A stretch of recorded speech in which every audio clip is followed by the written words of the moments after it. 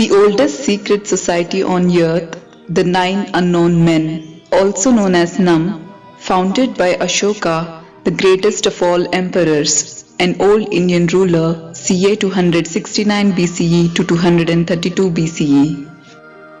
Unknown Men of Ashoka, a secret society of India dating back to 2 millennium, is the greatest mystery in India, which is believed to be the Indian version of Atlantis, dating back to 273 BC to the regime of the Ashoka, Indian emperor, the grandson of Chandragupta, who was the first person attempted to unify India.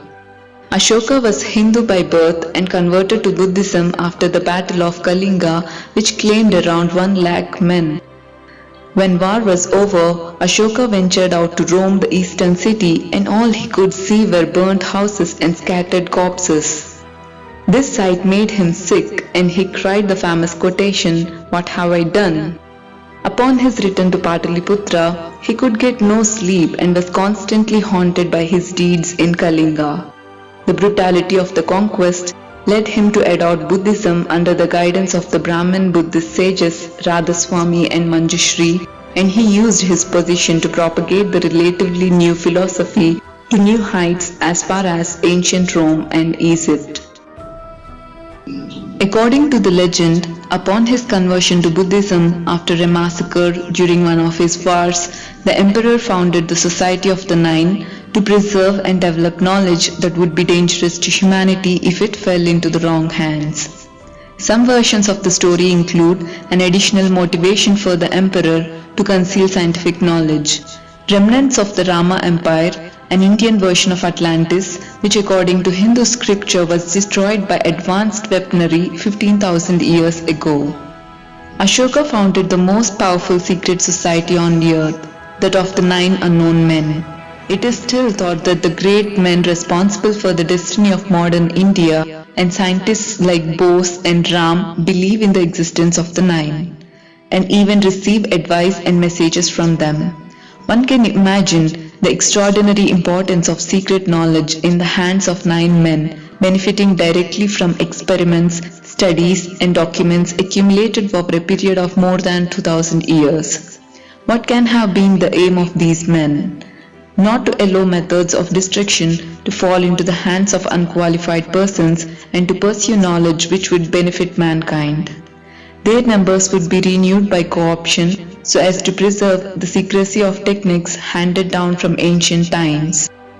One of the palm leaf manuscripts the intent to decipher is the Amsubodhini, which according to an anonymous text of 1931 contains information about the planets, the different kinds of light, heat, color, and electromagnetic fields, the methods used to construct machines capable of attracting solar rays, and in turn of analyzing and separating their energy components, the possibility of conversing with people in remote places and sending messages by cable, and the manufacture of machines to transport people to other planets. Examples of the 9 unknown men making contact with the outer world are rare. There was, however, the extraordinary case of one of the most mysterious figures in Western history, the Pope Sylvester II, known also by the name of Gerbert de Aurillac. Born in the Auvergne in 920, Gerbert was a Benedictine monk, professor at the University of Reims, Archbishop of Ravenna, and Pope by the grace of Ordo III. He is supposed to have spent some time in Spain, after which a mysterious voyage brought him to India, where he is reputed to have acquired various kinds of skills which stupefied his entourage. For example, he possessed in his palace a bronze head which answered yes or no to questions put to it on politics or the general position of Christianity. According to Sylvester II, this was a perfectly simple operation corresponding to a 2-figure calculation and was performed by an automation similar to our modern binary machines. This magic head was destroyed when Sylvester died, and all the information it imparted carefully concealed. No doubt an authorized research worker would come across some interesting things in the Vatican library. In the Cybernetics Journal, Computers and Automation of October 1954, the following comment appeared. We must suppose that Sylvester was possessed of extraordinary knowledge and the most remarkable mechanical skill and inventiveness. This speaking head must have been fashioned under a certain conjunction of stars occurring at the exact moment when all the planets were starting on their courses. Neither the past nor the present nor the future entered into it. Since this invention apparently far exceeded in its scope its rival, the perverse mirror on the wall of the Queen, the precursor of our modern electronic brain. Naturally, it was widely asserted that Gerbert was only able to produce such a machine head because he was in league with the devil and had sworn eternal allegiance to him. Had other Europeans any contact with the Society of the Nine Unknown Men? It was not until the 19th century that this mystery was referred to again in the works of the French writer Chakravyuha. Chakravyuha was French consul at Calcutta under the Second Empire. He wrote some quite important prophetic works, comparable if not superior to those of Jules Verne. He also left several books dealing with the great secrets of the human race. A great many occult writers, prophets, and miracle workers have borrowed from his writings, which, completely neglected in France, are well known in Russia.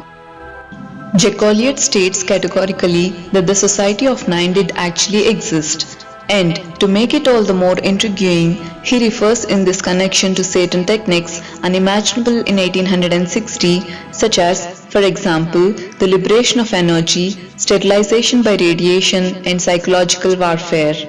Yersin, one of the pastor and D. Rock's closest collaborators, was entrusted, it seems, with certain biological secrets when he visited Madras in 1890, and following the instructions he received, was able to prepare a serum against cholera and the plague. The story of the Nine Unknown Men was popularized for the first time in 1927 in a book by Talbot Mundy, who for 25 years was a member of the British police force in India. His book is half fiction, half scientific inquiry. The nine apparently employed a synthetic language, and each of them was in possession of a book that was constantly being rewritten and containing a detailed account of some science. Each of the nine is supposedly responsible for guarding and improving a single book. These books each deal with a different branch of potentially hazardous knowledge. Traditionally, the books are said to cover the following subjects. In some versions of the myth, the waters of the Ganges are purified with special microbes designed by the nine and released into the river at a secret base in the Himalayas. Alchemy, including the transmutation of metals.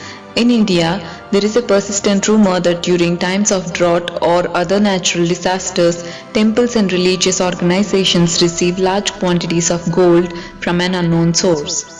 The mystery is further deepened with the fact that the sheer quantity of gold throughout the country in temples and with kings cannot be properly accounted for, seeing that India has few gold mines. Gravitation. Book 6, the Vaimanika Shastra, is said to contain the instructions necessary to build a Vimana, sometimes referred to as the ancient UFOs of India.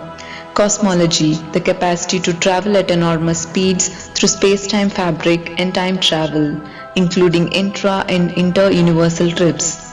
Light, the capacity to increase and decrease the speed of light, to use it as a weapon by concentrating it in a certain direction, etc. Sociology, including rules concerning the evolution of societies and how to predict their downfall. Thanks for watching.